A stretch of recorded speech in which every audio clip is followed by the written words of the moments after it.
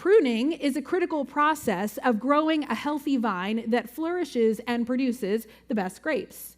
In the vineyard world, pruning means cutting branches off trees. You do that probably in your garden, some of you as well. While the dead branches are sure to be cut out, the interesting thing about pruning a vineyard is that gardeners also have to prune some of the good fruit-bearing vines. And that can seem counterintuitive and can even be difficult for some of the workers to do because it's hard to cut something that has life in it, right? However, if you don't prune some of those healthy branches, the vines will begin to produce more grapes than they can fully support, which will damage the vine. By removing excess branches, you let the plant concentrate its energy into the branches that are left behind, which ensures that the remaining grapes that do grow are allowed to grow to reach their optimal size and flavor. If I were to ask each one of you individually to show me your calendars for the coming week, I am willing to bet that many of them are at capacity.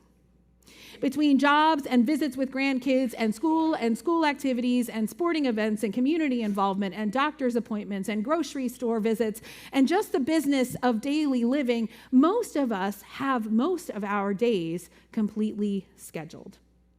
And all of those things are really important that we're doing. But when have you scheduled in your daily life time to connect with God? What dedicated time do you set aside for prayer?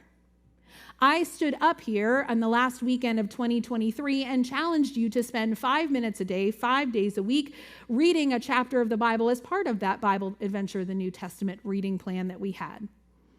Have you been consistently successful in keeping up with that goal? Connecting with God requires pruning. We must cut some things out of our lives so that what is left, including that precious time with God, has the necessary amount of our energy for it to take root and to produce results that matter in this world and the next. And the hardest part about this is that just like the gardener in the vineyard, we are often cutting good things.